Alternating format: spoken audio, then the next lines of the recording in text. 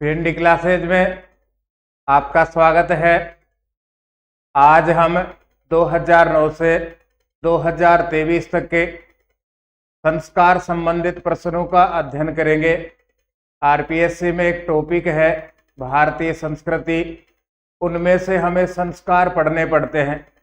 अब तक प्रश्न कौन कौन से हैं, उनका लेवल क्या था, क्या कोई प्रश्न रिवाइज भी है क्या, इन सब प्रकार की समस्याओं की जानकारी, इन सब प्रश्नों की जानकारी इस वीडियो के माध्यम से आपको मिलेगी।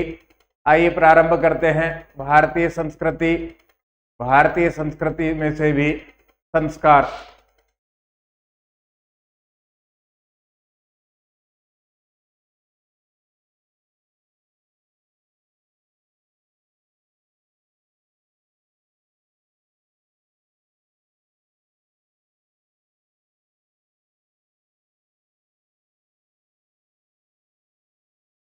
पहला ही प्रश्न है सीधा और सरल प्रश्न। आरपीएससी की सेकंड ग्रेड संस्कृत एजुकेशन 2016 में पूछा गया है। 16 संस्कारेषु 16 संस्कारों में नहीं गण्यते गिना जाता है। 16 संस्कारों में नहीं गिना जाता है। इसका सीधा और सरल उत्तर है पाठनम, पढ़ाना। पाठनम, पढ़ाना। पढ़ाने को 16 संस्कारों में नहीं गिना जाता, अन्यथा कर्णवेद है, अन्नप्राशनम है और निष्कर्मणम। इन 3 संस्कारों को 16 संस्कारों के अंतर्गत गिना जाता है। कुछ मुख्य बातें संस्कार संबंधित जो रिवाइज भी करने में हमारी मदद करेंगे। संस्कारों के लिए अलग अलग प्रकार के मत हैं। इनमें से आइए, पहला मत है आशुलायन गृह सूत्र। इसमें संस्कारों की संख्या मानी गई है 12 है। दूसरा मत है याज्ञवल्क्य की स्मृति का। इसमें भी संस्कारों की संख्या मानी गई है 12 है। अर्थात हम कह सकते हैं आशुलायन गृह सूत्र और याज्ञवल्क्य की स्मृति, इन दोनों में संस्कारों की संख्या मानी गई है 12 है। दूसरा मत है मनुस्मृति, पारस्कर, बोधायन गृह सूत्र और वाराह गृह सूत्र। इनमें संस्कारों की संख्या मानी गई है 13 है। मनुस्मृति में, पारस्कर गृह सूत्र में, बोधायन गृह सूत्र में और वाराह गृह सूत्र में। इन ग्रंथों के अनुसार संस्कारों की संख्या है 13 है। जबकि प्राचीन भारतीय धर्म ग्रंथ कहते हैं कि कुल संस्कारों की संख्या है 40। ये प्राचीन धर्म ग्रंथ हमारे लिए कहते हैं। इनमें से 18 शरीर संबंधित हैं और 22 संस्कारों को यज्ञ रूप माना गया है। 40 में से 18 शरीर से संबंधित हैं और 22 संस्कार यज्ञ के रूप में है। आशुलायन गृह सूत्र, याज्ञवल्क्य की स्मृति, इनमें संस्कारों की संख्या है 12। मनुस्मृति, पारस्कर गृह सूत्र, बोधायन, वाराह गृह सूत्र, इनमें संस्कारों की संख्या है 13। जबकि प्राचीन धर्म ग्रंथ कहते हैं कि भारत में 40 संस्कार प्रचलन में थे। इन 40 में से 18 हमारे शरीर से संबंधित हैं, जबकि 22 संस्कार यज्ञ रूप में है। लेकिन निष्कर्ष के रूप में संस्कारों की संख्या मानी गई है 16 है। इनमें से भी 3 भाग हम करेंगे: जन्म पूर्व संस्कार, जन्म पश्चात संस्कार और मृत्यु पश्चात संस्कार। जन्म पूर्व, जन्म लेने से पूर्व के 3 संस्कार हैं। गर्भाधान है, पुंसवन है, सीमंतोन्नयन है।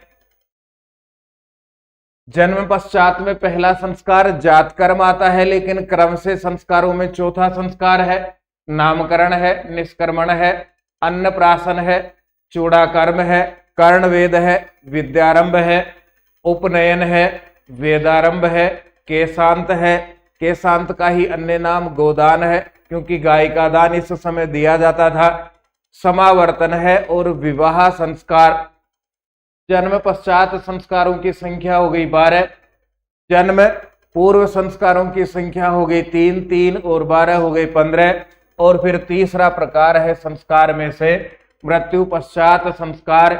इसको अंतिम या अंत्येष्टि संस्कार भी कहा जाता है। देखिए, अभी तक हमने पढ़ा बालक के जन्म से पूर्व संस्कार हैं 3, बालक के जन्म पश्चात संस्कार हैं 12 और मृत्यु पश्चात संस्कार है 1।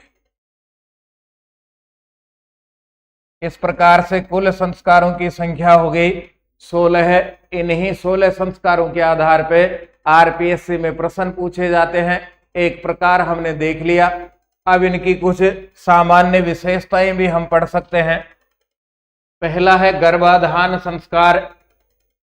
इसकी संस्कृत व्याख्या की गई है, गर्भ है संधार्यते येन कर्मणा, येन कर्मणा, जिस कर्म के द्वारा गर्भ है संधार्यते, गर्भ संधारित किया जाता है, उसी को गर्भाधान संस्कार कहा गया है।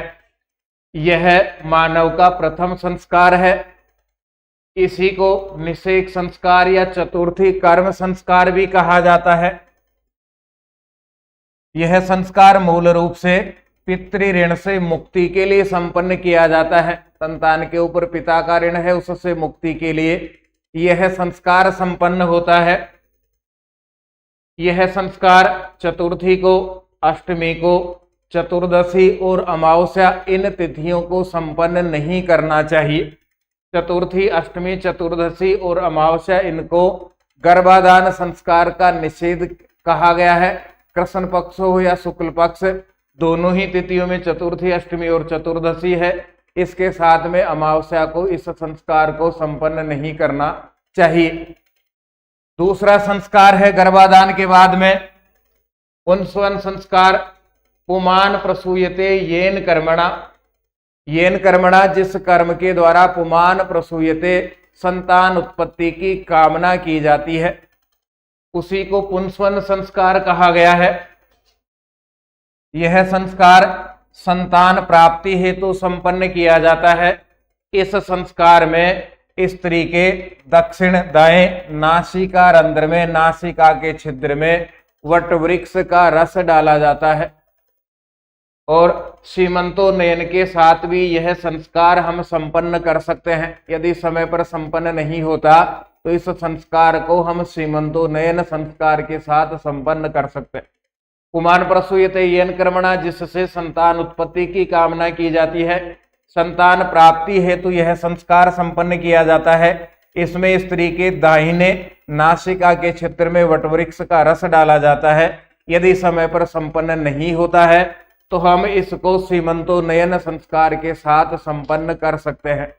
ये दूसरा संस्कार हो गया, जन्म पूर्व संस्कार है। फिर तीसरा संस्कार हम पढ़ते हैं सीमंतोन्नयन संस्कार है। सीमंत उन्नयन, दो टुकड़े हैं इसके।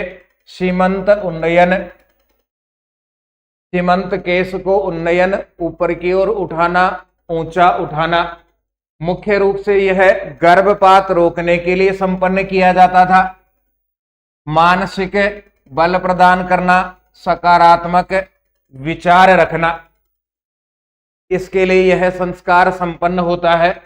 कर्क उपाध्याय नाम के विद्वान कहते हैं कि यह गर्भस्थ शिशु के लिए है, जबकि पारस्कर नाम के विद्वान इसको स्त्री संस्कार भी कहते हैं। स्त्री संस्कार में से भी इसकी गिनती करते हैं।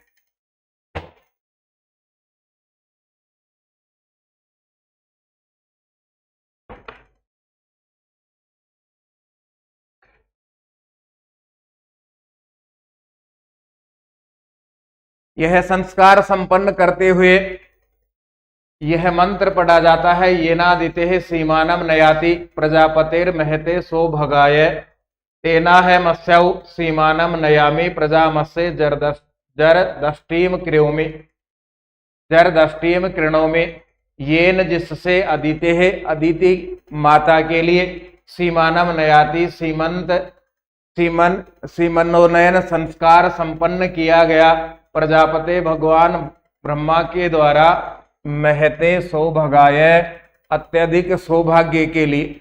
जिस प्रकार से माँ अदिति के लिए भगवान ब्रह्मा ने अत्यधिक सौभाग्य के लिए सीमंत उन्नयन संस्कार संपन्न किया, तेन अहम अस्यौ, उसी प्रकार मैं इस स्त्री के लिए सीमानम नयामि, सीमंतोन्नयन संस्कार संपन्न करता हूँ, प्रजाम, इसकी प्रजा के लिए, अस्य जरदष्टिम कृणोमि, दीर्घ आयु की कामना मैं करता हूं।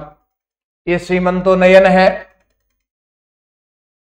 फिर आगे इसी में एक मंत्र है, किम पश्यासित्युक्त्वा प्रजामिति वाचेत तम सा स्वयं भुंजीत वीर सुजीर व पत्नीति ब्राह्मण्यो मंगलाभीर वाघ भी पासिरन। ये भी इसी संस्कार के समय पढ़ा जाने वाला मंत्र है। चौथा संस्कार है जात कर्म संस्कार।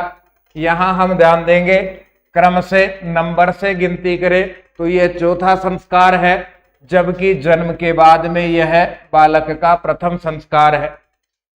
यह संस्कार पिता के द्वारा संपन्न होता है और केवल पुत्र के जन्म पर संपन्न होता है। स्त्री जन्म पर, बालिका के जन्म पर यह संस्कार संपन्न नहीं होता। इसकी मुख्य विशेषता है बालक के जन्म के बाद में शिशु के मुख में शहद डालना। इसी को कहा गया है जात कर्म संस्कार। इसकी मुख्य विशेषताएं हैं, इस संस्कार के कारण गर्भ में रसपान संबंधित दोष और वात दोष, रक्त दोष आदि नहीं होते हैं। इनकी संभावनाएं बिल्कुल कम हो जाती हैं। जात कर्म हो गया। जात कर्म के बाद में आगे बढ़ेंगे तो नामकरण संस्कार। नामकरण कब किया जाना चाहिए, इसके लिए कहा गया है, नाम ध्येयम दशम्याम तु द्वादश्याम व अस्य कार्येत पुण्यतिथौ मुहूर्ते व नक्षत्रे व गुणान्विते। नामधेय संस्कार 10वीं तिथि को अथवा द्वादशी तिथि को नामकरण संस्कार संपन्न किया जाना चाहिए। जब पुण्य तिथि हो, पुण्य दिन हो, मुहूर्त हो या नक्षत्र हो, उनमें 10वीं अथवा द्वादशी तिथि को नामकरण संस्कार बालक का संपन्न करना चाहिए। नाम कैसा हो उसके लिए भी कहा गया है। पहली विशेषता दी गई है नाम की, नार्थहीनम। नार्थहीनम अर्थहीन नहीं हो। न प्लस अर्थहीनम, नाम अर्थ से हीन नहीं हो। जैसे हम नाम निकालते हैं कैलाश चंद्र, कैलाश भगवान शिव है, चंद्र यहाँ चंद्रमा है, भगवान शिव के चंद्रमा, उनको कहा गया कैलाश चंद्र। तो इस प्रकार से अर्थयुक्त नाम हो। च ऐसस्तम, ये दूसरी विशेषता है, च प्लस ऐसस्तम। इसके लिए कहा गया है अपशब्द युक्त नाम नहीं, प्रशंसा रहित नहीं हो। नाम प्रशंसा से रहित नहीं हो, अर्थात ऐसा नाम हो जिसकी प्रशंसा की जाए। फिर इसके बाद में है न प्लस अप शब्द युतम। न अप शब्द युतम, अपशब्द से युक्त नहीं हो। कोई भी नाम अपशब्द युक्त नहीं हो, अर्थात अच्छे शब्द से युक्त हो। न ए मंगलम, न ए मंगलम अशुभ नाम नहीं हो।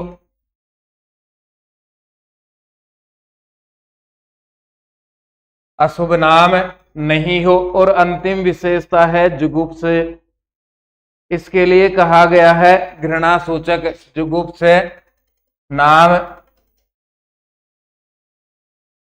घृणा सूचक नहीं हो। और इसके बाद में कहा गया है समाक्षरम। नाम सम अक्षर का होना चाहिए, 2 का, 4 का, 6 अक्षर में। फिर से देखिए, अर्थहीन नाम नहीं हो, ऐसस्तम प्रशंसा रहित नाम नहीं हो, अप शब्द युतम अपशब्द से युक्त नाम नहीं हो, न ए मंगलम अशुभ युक्त नाम नहीं हो, नाम पढ़ने में ही अशुभ लगे ऐसा नहीं हो। जुगुप्सम, जुगुप्सम घृणा युक्त नाम नहीं हो, घृणा सूचक नाम नहीं हो। तो सम अक्षरम, नाम समान अक्षर का होना चाहिए। सबको साथ जोड़ेंगे तो नाम घृणा, नाम अर्थ युक्त हो, नाम प्रशंसा सहित हो, नाम अच्छे शब्द से युक्त हो, नाम शुभ शब्द से युक्त हो, नाम घृणा सूचक नहीं हो और नाम समान अक्षरों में होना चाहिए। ये नामकरण संस्कार में कुछ मुख्य बातें। फिर कहा सर्मांतानी ब्राह्मण से, ब्राह्मण का शर्मा अंत होने वाला। वर्मा अंते क्षत्रिय से, क्षत्रिय के लिए वर्मा अंत का नाम हो। गुप्तांतानी वैश्य से, और गुप्ता अंत का नाम वैश्य का हो। शूद्र से दासांत मेवच, और शूद्र का नाम दास से अंत होने वाला रहना चाहिए। इसके बाद में है निष्क्रमण संस्कार, बाहर निकालना। निष्क्रमण संस्कार से संबंधित प्रश्न आया है, उसमें इस संस्कार की व्याख्या को हम पढ़ेंगे। फिर आगे बढ़ते हैं अन्नप्राशन संस्कार।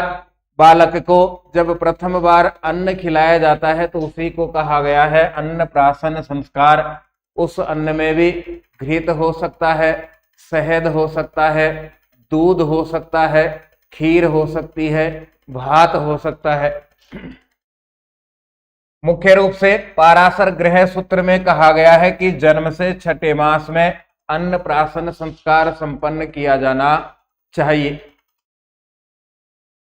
आगे बढ़ते हैं 8 चूड़ाकर्म संस्कार। चूड़ाकर्त है यहाँ चोटी रखना, इसी को दूसरा नाम दिया गया है मुंडन संस्कार, इसी का नाम है जड़ूला संस्कार।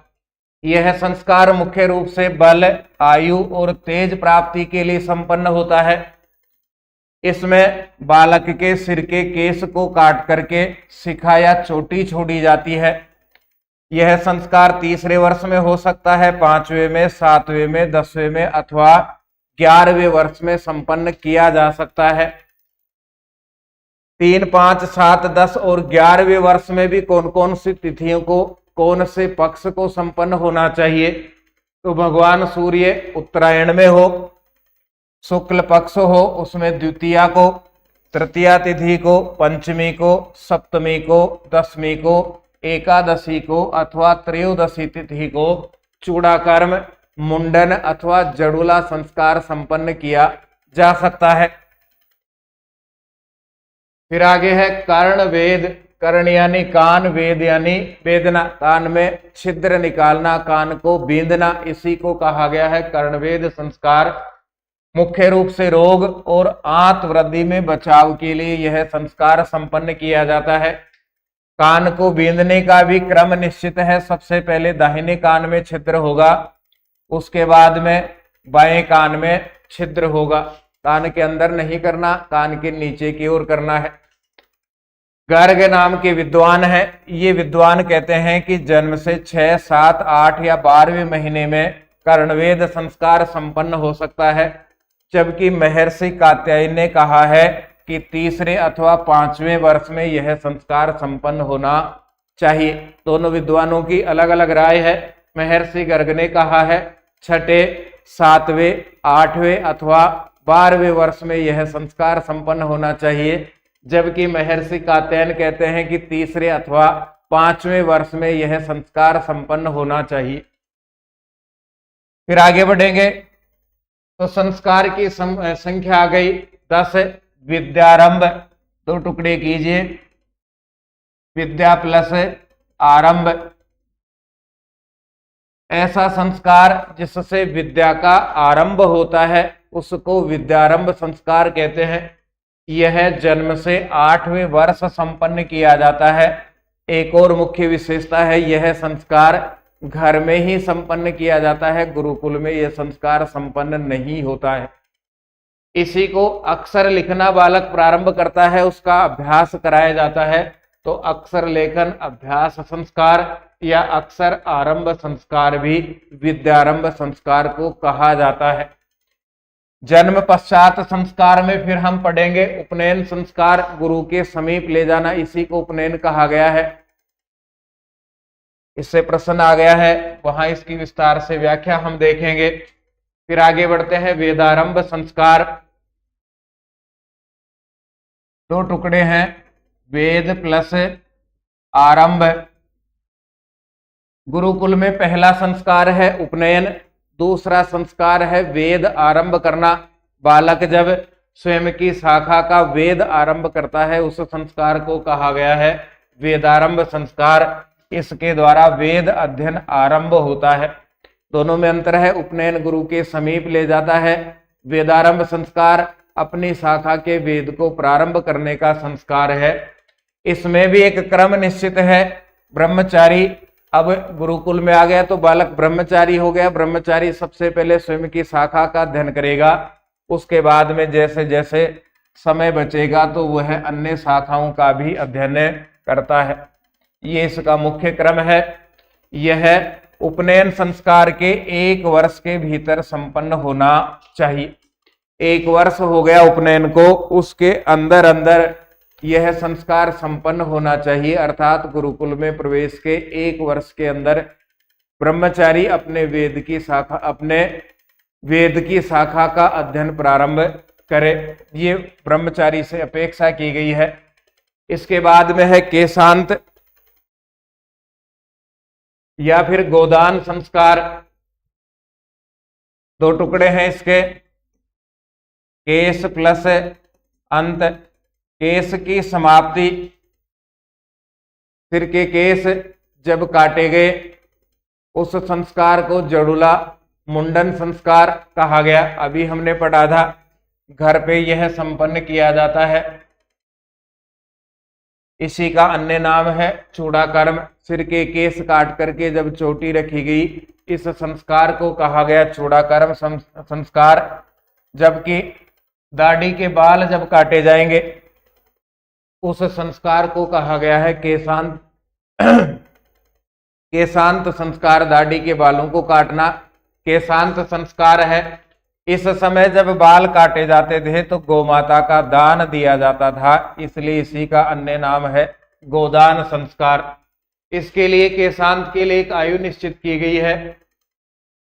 ब्राह्मण से 16 वर्षे ब्राह्मण है तो उसके लिए 16वें वर्ष में केशांत या गोदान संस्कार हो जाना चाहिए। राजन्यम बंदोर विंसे, राजन्य है, राजन्य को हम जानते हैं क्षत्रिय कहा जाता है। इसके लिए 22वें वर्ष में केशांत या गोदान हो जाना चाहिए।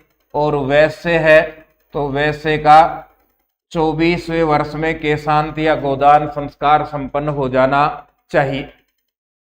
केशांत गोदान हो गया। फिर इसके बाद में बढ़ते हैं समावर्तन। महर्षि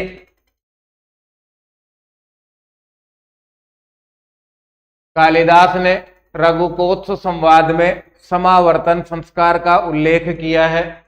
इस संस्कार के बाद में ब्रह्मचारी को स्नातक कहा जाता है। बालक जब गुरुकुल में आया तो ब्रह्मचारी हो गया। समावर्तन संस्कार संपन्न हुआ, वेदाध्ययन संपूर्ण हुआ तो वही ब्रह्मचारी अब स्नातक हो गया। इसी को स्नान संस्कार कहा जाता है, इसी को दीक्षांत संस्कार कहा जाता है। गुरुजी को जब लगा कि बालक की सारी शिक्षा समाप्त हो गई तो कुछ सामान्य उपदेश दिया करते थे लौटते समय, जिनको हमने भी पढ़ा है। पितृ देवो भव, इस प्रकार के उपदेश, मातृ देवो भव, अतिथि देवो भव, धर्मम वद, सत्यम चर, इस प्रकार के उपदेश अंतिम समय में गुरुजी देकर के बालक को गृहस्थी के लिए रवाना करते। उसी संस्कार का नाम है समावर्तन संस्कार। ये अंतिम संस्कार है। वेदाध्ययन के बाद में गुरुकुल का अंतिम संस्कार है। गुरुकुल में प्रवेश किया बालक ने उपनयन के माध्यम से और गुरुकुल समाप्त करता है बालक समावर्तन संस्कार के माध्यम से। जन्म पश्चात में अंतिम संस्कार है विवाह संस्कार। यह संतान उत्पत्ति और प्रजा रक्षण के लिए संपन्न किया जाता है। धर्म ग्रंथों में 8 प्रकार के विवाहों का वर्णन किया गया है। विवाह संबंधित टॉपिक में विस्तार से इनका हम अध्ययन करेंगे। और फिर अंतिम संस्कार है अंत्येष्टि या अंतिम संस्कार, जिसमें सब प्रकार की घर गृहस्थी की चिंता छोड़ करके व्यक्ति अंतिम यात्रा पर निकलता है। इसी को कहा गया है अंत्येष्टि संस्कार। ये संस्कार हो गए। अब इनसे संबंधित कुछ सामान्य प्रश्न और भी हैं, उनको भी हम देखते हैं। सामान्यतः संस्काराः मन्यते, सामान्य रूप से संस्कार माने जाते हैं। तो सबके अलग अलग मत हैं, लेकिन एक मत पर सब सहमत हैं कि संस्कारों की संख्या 16 है। अयम अयम संस्कार है, यह संस्कार ब्रह्मचर्य आश्रम समाप्ति सूचक है। ब्रह्मचर्य आश्रम की समाप्ति का सूचक है। पहले प्रश्न ऊपर के लेवल के थे, सामान्य लेवल के थे, संस्कार कितने हैं, कौन सा संस्कार है अथवा नहीं है। अब संस्कार के भीतर से प्रश्न पूछा गया कि यह संस्कार ब्रह्मचर्य समाप्ति का सूचक है। ब्रह्मचर्य क्या है, यहाँ पर आश्रम का नाम है। 4 आश्रम जिनमें हम पढ़ते हैं, उनमें से सर्वप्रथम है ब्रह्मचर्य आश्रम। इसका प्रारंभ जब बालक गुरुकुल में आएगा तो उपनयन से, और इसकी समाप्ति दीक्षांत अथवा समावर्तन से होती है। तो समावर्तन संस्कार ब्रह्मचर्य आश्रम की समाप्ति का सूचक है। विद्याधन समाप्त हो गया, गुरुजी ने अंतिम उपदेश दिया, सत्यम वद धर्मम चर, मातृदेवो भव, पितृदेवो भव, अतिथि देवो भव, और ब्रह्मचर्य को स्नातक कह करके गृहस्थी के लिए रवाना कर दिया। तो उसका ब्रह्मचर्य आश्रम समाप्त हुआ, गृहस्थ आश्रम प्रारंभ हुआ। तो समावर्तन संस्कार ब्रह्मचर्य आश्रम की समाप्ति का सूचक है। फिर आगे बढ़ते हैं। तो 16 संस्कारेषु, 16 संस्कारों में न परिगणित है, नहीं गिना जाता है। इनमें से कौन सा ऐसा संस्कार है जो 16 संस्कारों में उसकी गिनती नहीं होती है? उपनयन है, गुरु के समीप ले जाना। मार्जिन है, ये नहीं है। विवाह संस्कार अंतिम संस्कार है, जन्म पश्चात का या 15वें नंबर का, और अंत्येष्टि यह अंतिम संस्कार है। 16 संस्कारों में से अंतिम संस्कार है। मार्जिन संस्कार को 16 संस्कारों में नहीं गिना जाता है। देखिए ये सेम पैटर्न है, यहीं से हमने प्रारंभ किया था। यहाँ ऑप्शन बदले गए हैं और पीछे की तरफ हम जब लौटेंगे तो वहां पर प्रश्न एक ही है, समान है, लेकिन ऑप्शन अलग अलग दिए गए हैं।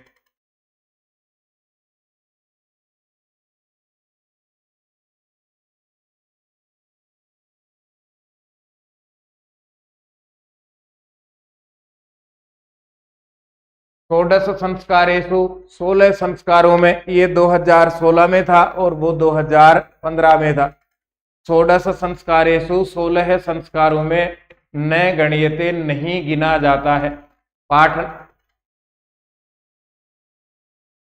यहां ऑप्शन देखेंगे तो कर्णवेद, अन्नप्राशन और पाठनम निष्क्रमणम है, जबकि 2014 में पूछा गया था उसमें ऑप्शन अलग थे।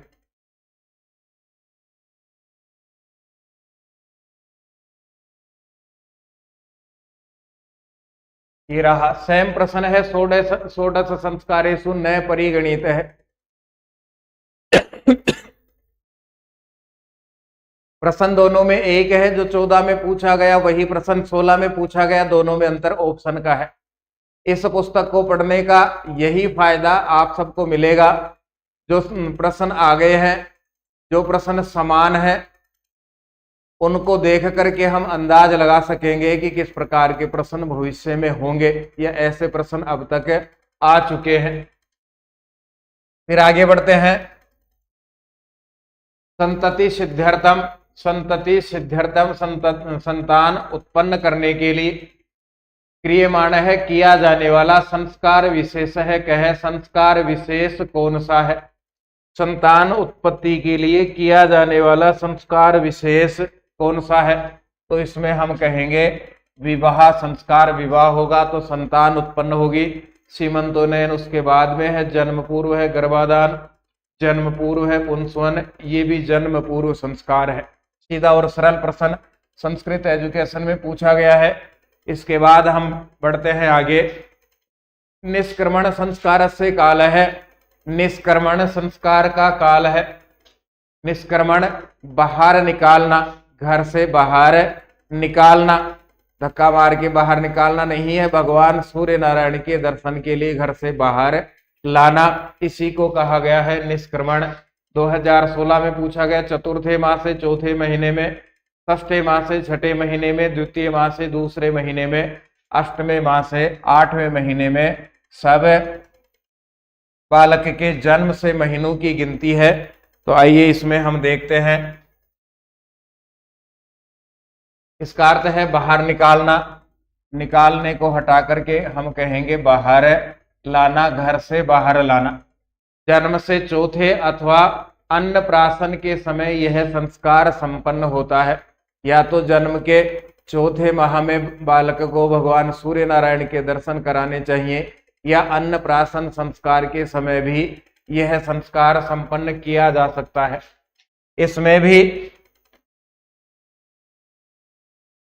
इसमें भी मनुस्मृति कहती है कि जन्म से चौथे मास में यह संस्कार संपन्न हो, जबकि वीर मित्रोदय नाम का ग्रंथ कहता है कि जन्म से तृतीय माह में यह संस्कार संपन्न होना चाहिए। इसमें भगवान सूर्य नारायण के दर्शन बालक को कराए जाते हैं और आयु तेज में, बालक की आयु और तेज में वृद्धि की कामना भगवान सूर्य नारायण से की जाती है। आगे हम बढ़ेंगे। निष्क्रमण संस्कार में कहा गया है सूर्यावलोकनादायु रभि वृद्धिर भवेद ध्रुवा निष्क्रमा दायु श्री वृद्धिपचिष्टा मनीषिभिः। सूर्य अवलोकनाद, भगवान सूर्य के अवलोकन से, यहां से अलग करेंगे तो आयु अभिवृद्धि, आयु की वृद्धि, भवेत हो ध्रुवा, निश्चित रूप से। बालक के भगवान सूर्य नारायण के दर्शन करने से निश्चित ही आयु की वृद्धि होती है। निष्क्रमाद आयु श्री वृद्धि अपि उच्छिष्टा मनीषिभिः।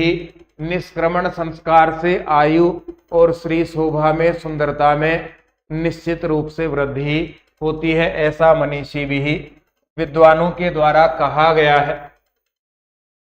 वैसे ब्रह्मचारिण है न्यूनतम उपनयन काल है वर्तते। वैसे ब्रह्मचारी का न्यूनतम सबसे कम उपनयन काल है, उपनयन का काल वर्तते है। दो प्रकार के समय उपनयन के माने गए हैं। न्यूनतम कम से कम कितना हो कि उपनयन हो जाए, अधिकतम और अधिकतम कितनी आयु तक उपनयन संस्कार संपन्न हो सकता है। ऐसा नहीं था कि कभी भी उठाया और उठा करके ले गए और कहा उपनयन संस्कार संपन्न कर दो या गुरुकुल में एडमिशन दे दो। ऐसी स्थिति नहीं थी। स्थिति ये थी न्यूनतम और अधिकतम आयु छात्रों की निर्धारित की गई थी कि कब से कब तक संपन्न हो सकता है। तो उपनयन संस्कार का शाब्दिक अर्थ है गुरु के समीप ले जाना। उपनयन संस्कार जब संपन्न होता, उसी के कारण बालक को द्विज कहा जाता था। द्विज में दो शब्द हैं। द्वि दो बार जय जन्म लेने वाला, जिसका दो बार जन्म होता है उसको द्विज कहा गया है। जब बालक का उपनयन संस्कार संपन्न होता तो बालक का दूसरा जन्म होता। पहला जन्म माता के गर्भ से, दूसरा जन्म उपनयन संस्कार संपन्न होने के बाद में होता है। इसलिए मानव को भी द्विज कहा गया है। सामान्य रूप से हम द्विज शब्द को प्रयोग लेते हैं पक्षी के पर्यायवाची के रूप में, क्योंकि उनका भी दो बार जन्म होता है। एक बार माता के गर्भ से, दूसरा जन्म है अंडे से। इसी प्रकार मानव का भी दो बार जन्म है, एक बार माता के गर्भ से और दूसरा जन्म है शिक्षा आदि पूरी करने के बाद में। उपनयन संस्कार के बाद ही बालक को द्विज कहा जाता था। यदि कोई उपनयन संस्कार का उल्लंघन कर देता है तो उसको व्राते कहा गया है। उपनयन संस्कार गायत्री मंत्र के माध्यम से संपन्न होता है और उपनयन संस्कार में ही यज्ञोपवीत को धारण किया जाता है। आइए इससे संबंधित प्रश्न। सबकी अलग अलग आयु निर्धारित की गई है। इसमें हम देखेंगे तो यह वर्ण ब्राह्मण वर्ण है। इसके लिए न्यूनतम आयु है 8 वर्ष। कम से कम ब्राह्मण वर्ण का बालक 8 वर्ष का होगा, तभी उसका उपनयन संस्कार संपन्न हो सकता है। अधिकतम आयु है उसके लिए 16 वर्ष। 16 वर्ष से अधिक का होगा तो उसका उपनयन संस्कार संपन्न नहीं होगा। और वसंत ऋतु में ब्राह्मण वर्ण के बालक का उपनयन संस्कार संपन्न होता है। क्षत्रिय है तो न्यूनतम 11 वर्ष की आयु होगी, अधिकतम 22 वर्ष की आयु होगी, और ग्रीष्म ऋतु में यह संस्कार संपन्न होगा। यदि वैश्य है तो न्यूनतम आयु है 12, अधिकतम है 24, और शरद ऋतु में यह संस्कार संपन्न होगा। याद रखने के लिए एक फिक्स पैटर्न है, 8 का 2 गुना, 11 का 2 गुना और 12 का 2 गुना। 8 16 है, 11 22 है, 12 24 है। यज्ञोपवीत से यज्ञोपवीत का सर्वप्रथम धारणम, सबसे पहले धारण कस्मिन संस्कारे भवति, किस संस्कार में होता है। आरपीएससी सेकंड ग्रेड 2023 में पूछा गया प्रश्न है। समावर्तन, ये लौटने के संस्कार को, वापस घर आने के संस्कार को समावर्तन कहा गया। अन्नप्राशन, बालक को अन्न खिलाना, घृत, दूध, खीर, भात, शहद आदि को खिलाना अन्नप्राशन है। उपनयन, गुरु के समीप ले जाना, और इसी में यह संस्कार संपन्न होता है। यज्ञोपवीत का धारण उपनयन संस्कार में ही संपन्न किया जाता है। यज्ञोपवीत के लिए भी कुछ मापदंड निर्धारित हैं, उनको भी हम देखते हैं। ब्राह्मण कुमार से मेखला स्यात्, ब्राह्मण कुमार की मेखला है। जिन्होंने कक्षा 10 का पाठ ठीक प्रकार से पढ़ा हो, वहां प्रारंभ में ही मेखला शब्द आया है। इसका अर्थ है करधनी, कमर पर पहना जाने वाला आभूषण, उसी को मेखला कहा गया है। तो ब्राह्मण बालक के लिए कौन सी मेखला होनी चाहिए? आइए, मेखला बालक ब्राह्मण वर्ण का है तो यज्ञोपवीत रुई का होगा, दंड वैलव और प्लास का होगा, मेखला मूंज अथवा मोंजी की होगी। मूंज हम जानते हैं जिससे खाट चारपाई तैयार की जाती है, और इसके लिए गायत्री मंत्र के माध्यम से उपदेश दिया जाता है। यदि बालक क्षत्रिय वर्ण का है तो यज्ञोपवीत सन का बनेगा। वट खादिर का बालक के पास में दंड होगा। मेखला मूरवा की होगी जिससे धनुष की प्रत्यंचा बनती है, और त्रिष्टुप छंद के माध्यम से सावित्री मंत्र का उपदेश बालक को दिया जाएगा। महर्षि मनु ने इसका विकल्प भी दिया है क्षत्रिय वर्ण के बालक के लिए कि वह मूंज और लोहे से युक्त मेखला को काम में ले सकता है। अब क्षत्रिय वर्ण के बालक के लिए 2 प्रकार की मेखला हो गई। सामान्य रूप से सब विद्वान एक बात पर सहमत हैं कि मूरवा की होनी चाहिए। मूरवा के विकल्प में मूंज और लोहे से बनी हुई मेखला भी काम में ले सकते हैं। बालक वैश्य वर्ण का है तो यज्ञोपवीत ऊन का होगा। पैलव और औदुंबर वृक्ष के से बना हुआ दंड काम में लेगा। मेखला पटवा की होगी, या और छंद उसके लिए जगती छंद के माध्यम से सावित्री मंत्र का उपदेश दिया जाएगा। इसका विकल्प भी महर्षि मनु ने दिया है कि वैश्य वर्ण का बालक सूत अथवा तामल या सन छाल इससे युक्त मेखला भी काम में ले सकता है। फिर से लौटिए, ब्राह्मण वर्ण का बालक है, यज्ञोपवीत रुई का होगा, दंड वैलव प्लास का होगा, मेखला मुंज अथवा मोंजी अथवा मूंज की होगी, और सावित्री मंत्र का उपदेश गायत्री छंद के माध्यम से दिया जाएगा। जबकि बालक क्षत्रिय वर्ण का है तो सन की यज्ञोपवीत काम में लेगा, दंड वट खादिर का होगा, मेखला मूरवा की होगी जिससे धनुष की प्रत्यंचा बनती है, और सावित्री मंत्र का उपदेश त्रिष्टुप छंद के माध्यम से दिया जाएगा। इसका विकल्प महर्षि मनु ने कहा है कि क्षत्रिय वर्ण के बालक को मूंज और लोहे से बनी हुई मेखला भी काम में ले सकता है। इसी प्रकार आगे बढ़ेंगे तो वैश्य वर्ण का बालक है, यज्ञोपवीत ऊन का होगा, पैलव और औदुंबर वृक्ष से बना हुआ दंड काम में लेना है, मेखला पटुआ की होगी, और सावित्री मंत्र का उपदेश जगती छंद के माध्यम से दिया जाएगा।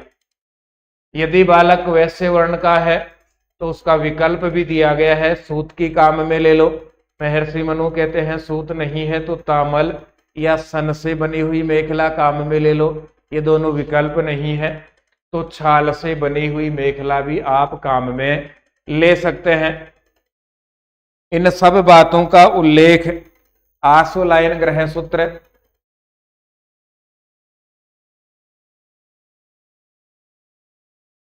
आशुलायन ग्रह सूत्र में दिया गया है। आशुलायन के साथ में बोधायन ग्रह सूत्र, बोधायन ग्रह सूत्र, इसके अलावा मनुस्मृति, इन ग्रंथों में इन सब प्रकारों का वर्णन दिया गया है। सावित्री मंत्र का उपदेश एक समय ऐसा भी आया जब सबको छोड़ करके केवल गायत्री छंद के माध्यम से ही दिया जाने लगा। ये अनिवार्यताएं सारी समाप्त हो गई। तीनों वर्णों के लिए गायत्री छंद को स्वीकार करके उपदेश दिया जाने लगा।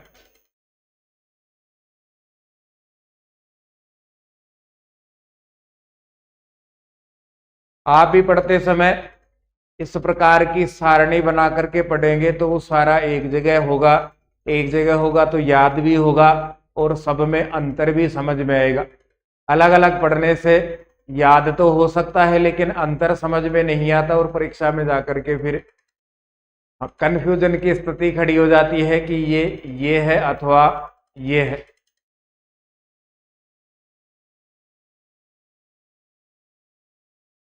संस्कार संबंधित ये अंतिम प्रश्न था अपना।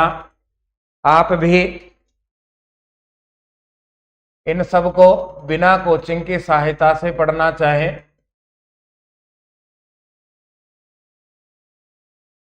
तो संस्कृत सरला बुक में ये सारा मैटर, सारी सामग्री एक ही जगह उपलब्ध है, इसी पैटर्न पर उपलब्ध है।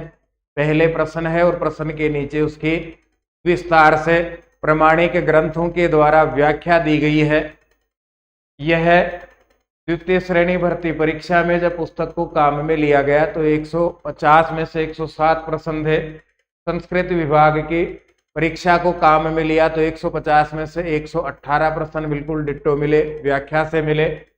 और तृतीय श्रेणी भर्ती परीक्षा में से काम में लिया गया तो 70 में से 52 प्रश्न हमें देखने को मिले। केवल इसमें 300 प्रश्न हैं। पहली बार पढ़ रहे हैं तो आपको बहुत फायदा देगी कि कैसे प्रश्न अब तक परीक्षा में आ चुके हैं। एक आधार हमें तैयारी का मिलता है। एक से ज्यादा बार परीक्षा दे ली तो भी हमें फायदा है, उससे ये पता चलेगा कि कौन कौन से प्रश्न आ गए थे, कौन कौन से प्रश्न रिवाइज हैं, किन प्रश्नों को मुझे ज्यादा पढ़ना है, कैसे कौन से ऐसे टॉपिक हैं जिनसे बहुत सारे प्रश्न आ चुके हैं। रिवाइज के लिए बेस्ट बुक है, जहां से आप पढ़ते हैं अच्छा ही पढ़ रहे हैं और अच्छा ही पढ़ाते हैं सब। रिवाइज यदि आपको करना है तो एक बार इस पुस्तक को आप काम में लीजिए, पढ़ने के बाद में आप जरूर धन्यवाद बोलोगे। पुस्तक राजस्थान में सभी जगह उपलब्ध है। विशेष परिस्थिति हो या पुस्तक से संबंधित कोई भी आपका सुझाव हो तो आप इन नंबर पर व्हाट्सएप मैसेज कीजिएगा 9928946539 या फिर बुक के लिए आप योगिता बुक हाउस, चौड़ा रास्ता, जयपुर, यहाँ भी संपर्क कर सकते हैं, आपको बुक उपलब्ध होगी। अन्य कोई सुझाव आपके हों तो सुझाव सादर आमंत्रित हैं। हम फिर मिलेंगे। धन्यवाद। जयतु भारतम, जयतु संस्कृतम।